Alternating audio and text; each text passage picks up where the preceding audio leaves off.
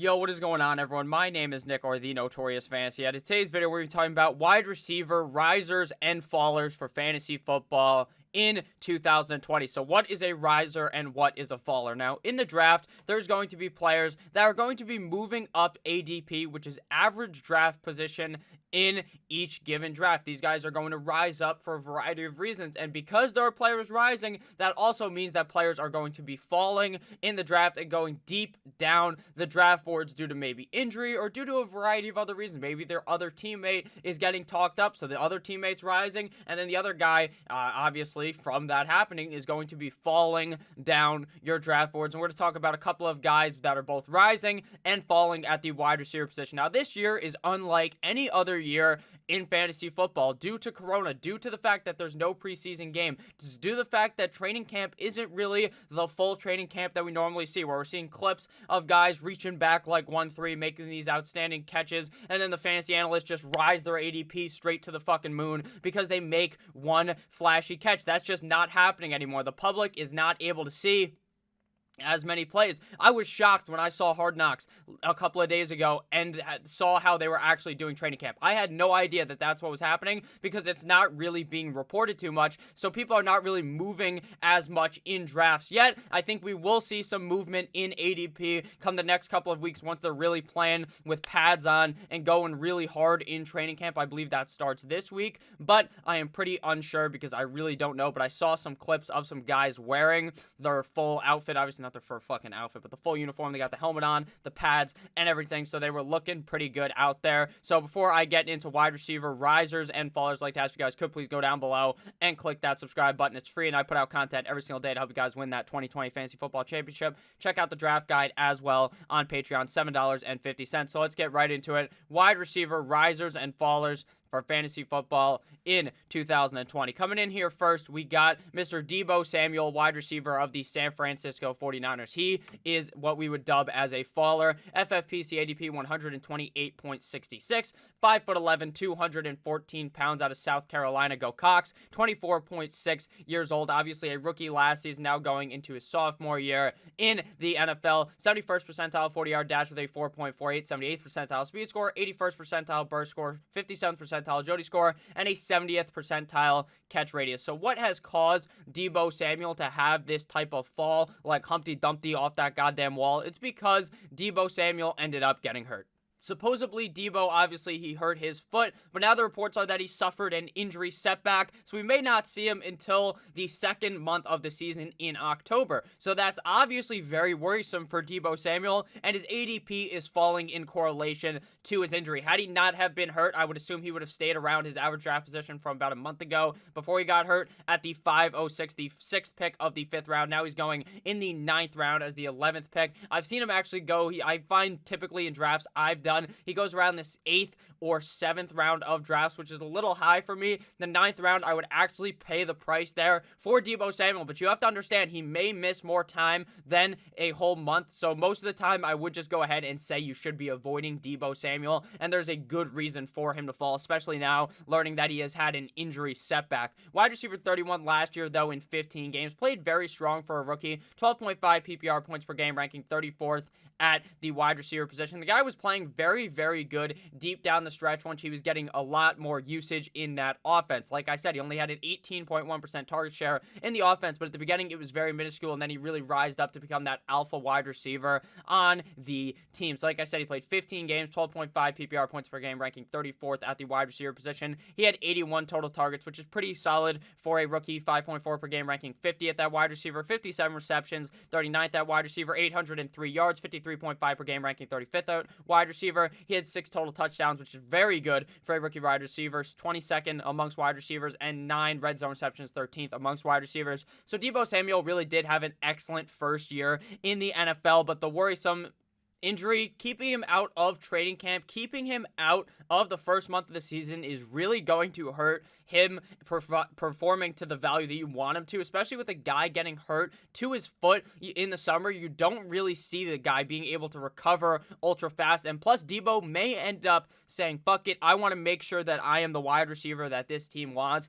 and he might rush himself back, which is even going to further hurt his fantasy production. So I'm going to say I'm going to avoid Deebo Samuel now, but he is definitely a faller in the drafts, and if he falls into like the 11th round, the 10th round, I might just say fuck it and draft him. But right now, I'm feeling very off of Deebo Samuel, since I really don't see value in drafting a guy that I feel like may miss 4 or 5 games, especially now with an injury setback. So due to him falling, there's another player on the team that is rising up the draft boards. Brandon Aiyuk, wide receiver out of Arizona State. FFPC ADP now 161, 6 feet tall, 205 pounds. Rookie out of Arizona State. And he plays similarly. A lot of people were actually comparing Brandon Aiyuk to Deebo Samuel, which made zero fucking sense to why they would draft a copy of one player they already had and just got a second one. But hey, this may be very good, since Jimmy GQ was looking to throw the ball to Deebo Samuel a lot last season. 4.50 40-yard dash, 67th percentile, 65th percentile speed score, 92nd percentile burst score, 0% agility score, 0% catch radius.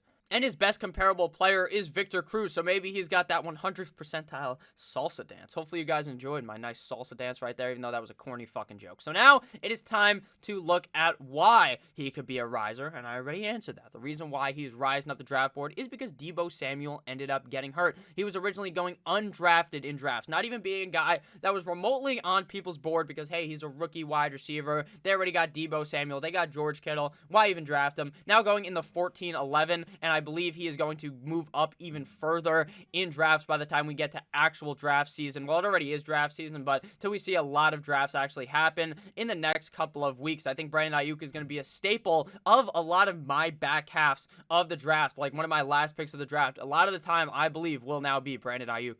You can clearly tell why he would be a hot commodity for people to be trying to draft this season, and why the 49ers wanted to go ahead and draft him this year in the first round of the NFL draft. He was kind of praised to be one of these guys, hey, he might be a nice second round pick for the 49ers, but the 49ers said, fuck it, let's go ahead and get him in the first round. So if we look at his stats at ASU, he played in 12 games, 65 receptions, 103 targets, 1,192 receiving yards, with an 18.3 yards per reception. That is very important. This guy is a field stretcher, just like Deebo Samuel, but he's also going to be able to catch balls wherever Kyle Shanahan goes ahead and calls the plays for him. Kyle Shanahan is an excellent coach, and I really believe Brandon Aiyuk is going to be that guy. Now, I understand there's a variety of other players on the team. Last year, we were swindled, absolutely swindled, hoodwinked, whatever Stephen A. Smith said in that clip, into drafting Dante Pettis for the first couple weeks, and then obviously after there was a lot of hype for Dante Pettis, he was fucking screaming up the board, and then it fucking flew and crashed straight into the goddamn ground like if you flew a plane into the Bermuda Triangle. That's what happened to Brandon Aiyuk. Not Brandon Aiyuk, to Dante Pettis. He was skyrocketing, then fell straight into the ground, and he didn't do anything. I don't think this is going to be true, though, with Brandon Aiyuk. 8 receiving touchdowns at ASU, and a 26.90% target share of that offense. He commanded a whole shit ton of targets for that offense, and that could tell you that Brandon Aiyuk could be the alpha guy there in San Francisco while Deebo is gone. Now, obviously, the biggest riser from this in reality will be George Kittle. Now, this is a wide receiver video, so I'm not going to go too deep into it, but George Kittle was already a guy seeing a bunch of targets. I think we could see his target share even increase for the first month of the season, or for however long Deebo Samuel is missing time, and if he was to come back early and re-injure himself, we could see George Kittle really become the tight end one this season. If you guys have enjoyed this video thus far, please make sure to click that subscribe button down below. Now we are going to move on past the San Francisco wide receiver core and move on to Jarvis Juice Landry, wide receiver of the Cleveland Browns, 83.48 years old, fucking years old. He's not 83 years old. He's not your grandfather. That's his FFPC ADP, 5'11", 205 pounds, out of LSU, 27.7 years old. Now his workout metrics are absolutely dog doo-doo, but he plays much better than these workout metrics. 4.65 40-yard dash, 15th percentile, 85.3 speed score, 23rd percentile, 0 burst score, 1st percentile agility score, and no catch radius, which just makes no sense because this guy is a very talented player. Jarvis Landry is has some of the best hands in the NFL. Probably top 10 at the wide receiver position. The guy has that Elmer's glue hands. He has those sticky hands. And Jarvis Landry was very good in Miami. I'm a Dolphins fan. And then we obviously got rid of him because Adam Gase is a certified dumbass. And now Jarvis Landry is obviously a Cleveland Brown and has been there for 2 years now. He has put up a top 12 season there, and that is because of his value in the pass catching game. Obviously, he's a wide receiver, but he's a guy that gets peppered with targets, Salt Bae style. Baker Mayfield drips the targets straight into Jarvis Landry's mouth because he just force feeds the guy. Now, Jarvis Landry is a faller though. Now you might be thinking, Nick, how could he be falling? He didn't really fall all that much, but I think the reason why he's falling is because the reports out of camp are so limited. Today, we learned that Jarvis Landry is going to he's not suffering anything, but it looked like he may miss a couple of games due to this injury that he suffered last year and he had surgery for. So they were thinking maybe he misses a couple of games. Now I saw a fucking video of him fucking mossing some guy on the defense in their practice. But obviously he's playing up against Cleveland's defense, but Cleveland's defense isn't all that bad, and he was looking good out there. So it seems like he will be healthy to start the season. So I suspect him to actually start rising, but right now he's falling because not a lot of people are looking too deep into this since the reports aren't as strong as they have been in the past pre-coronavirus. So ADP falls from 706 to 710, but I believe it will start rising very soon. Wide receiver number 12 last season in 2019, 14.8 PPR points per game, ranking 21st at wide receiver. And just so you know, he finishes a top 12 wide receiver with Odell Beckham fucking Jr. still on the team and playing a majority of the games. 14.8 PPR points per game, ranking 21st at wide receiver, and he played in all 16 games. Jarvis Landry is a staple of playing all season. Even if he gets hurt, he still goes out there and wheels himself out there onto the field. Like I said earlier, Jarvis Landry is a fucking target hog on any offense that he goes to. 138 targets, 8.6 per game, 9th at wide receiver. 83 receptions, 5.2 per game, 12th at wide receiver. 1,174 yards just due to the fact that he's getting so many targets. 73.4 per game, 9th amongst wide receivers. 12 red zone receptions, 7th amongst wide receivers. 6 total touchdowns, 22nd amongst wide receivers. And a 26.6% target share of the Browns offense, 6th at wide receiver. Now, I know you may be thinking, Nick, if you've been here for a while, you may be thinking, Nick, I know you talk about how much the Cleveland Browns are going to be run-heavy this year. Head coach Kevin Stefanski is a run-heavy coach. Why do you think Jarvis Landry will still be good despite this? It is because he is a target hog. Even in a run-heavy offense, Jarvis Landry commands so many targets, and Baker Mayfield already has such a good connection with him that I believe that he will be able to break through and power through a run-heavy system, whereas I don't believe Odell Beckham Jr. will be able to, since Jarvis Landry was already getting the most targets on the team in 2019. Now to look at the next player here, we got Henry Ruggs, wide receiver of the Las Vegas Raiders. Henry Ruggs is obviously a rookie wide receiver out of Alabama, got picked in the first round by the Las Vegas Raiders, 134.52 FFPC ADP, 5'11", 188 pounds, 21.6 years old. This motherfucker is so fast with a 4.27. He is 100th percentile on the workout metrics for speed. 90th percentile speed score for Henry Ruggs, 97th percentile burst score, 0 agility score, 0 catch radius, but I guess that doesn't really matter at all because this guy is fucking Lightning McQueen on the goddamn field. He is fast as fuck. I'd like to see him race Tyreek Hill. Tyreek would probably win because he's the fastest guy in the NFL, but Henry Ruggs may get close. If we look at Henry Ruggs to why he might be a riser, there's really no reason at all besides rookie hype, in my opinion, why he might be rising. Nothing really changed for this Las Vegas offense in the last couple of months to move him up the board. I guess it's more maybe some experts are just hyping him up, or some fantasy analysts. I don't consider myself an expert. I'm just a fantasy analyst. I just like to talk about this shit, and it's pretty fun. I hope you guys have been enjoying these videos recently. I try to put in a lot of work for these, so hopefully you guys have been enjoying. Las Vegas Raider, obviously, but he's been rising due to the hype, I guess, of him, maybe due to his speed. I think he'll be a fine late round pick, but I think the 10th round is a little too early for my love of Henry Ruggs. ADP 10.06 of the 10th round, pick 6 now going all the way up into the 9th round. Pick number 8, which is a sizable leap going from the 10th to the 9th round. College stats at Alabama in 2019. He played in 12 games, 40 receptions on 53 targets, but obviously he doesn't need a huge target share to become one of those guys in the offense that is a certified playmaker due to his down the field threat I actually think if Coach Gruden is able to develop plays, screenplays to get Henry Ruggs the ball, he could be very good in this offense. But I think a lot of people in the fantasy community are really projecting this now they're the Las Vegas offense, to be super amazing this year. But outside of Josh Jacobs and Darren Waller, I don't really see super amazing years outside of the running back and tight end core. I don't think the wide receivers are going to be all that great. I do think Henry Ruggs is worth a flyer if you want to have a guy that you throw in your flex spot every couple of weeks and really want to juice up that flex spot with a guy with 20 plus point potential they can find super late in the draft on a given week, but I don't think he's a guy you want in your roster every single week. You got to really be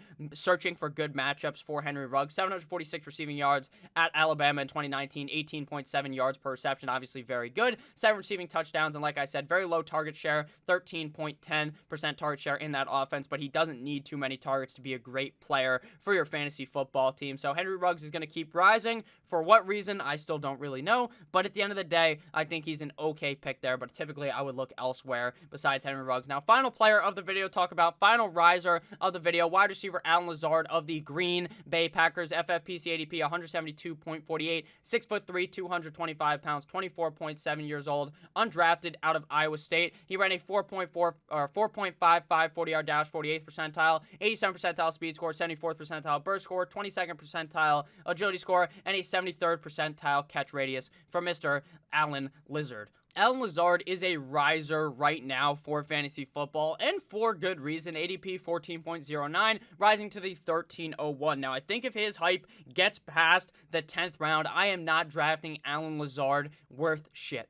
Because I think we may start to sip the same Kool-Aid we were sipping last year on MVS and Geronimo Allison. And that thing that we were sipping, that Kool-Aid last year, turned into roofies because both of those guys did a tag team action, a nice Eiffel Tower where they fucking Eiffel Tower over you. They slap their hands together and just rail you from the front and the back. That's what Allen Lazard did to us. Not Allen Lazard. That's what Geronimo and MVS did to us last year. And we're not buying too much into the Allen Lazard hype just yet, but I suspect a lot of newer type of drafters that may actually happen yet again. Finishes wide receiver 67 in 2019. Nothing special. Played in all 16 games. 9.3 PPR points per game. 52 targets. 35 receptions. 477 yards. 2 receiving or red zone receptions and 3 touchdowns. 13.7% target share in that offense. So nothing special out of him last year, obviously, because he wasn't at the beginning of the season the wide receiver 2.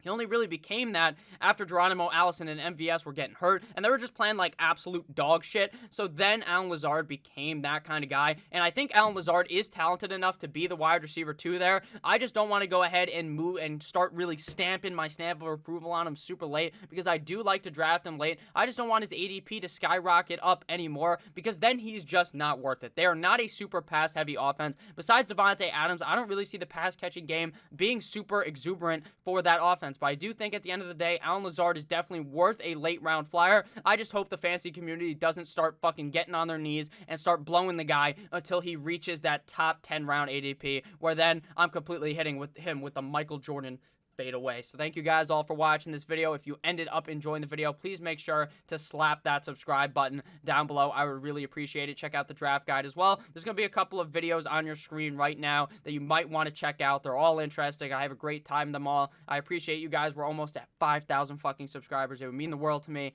if we could please hit that. I really love you all, and I can't wait to see you guys tomorrow with yet another heater. Good boy!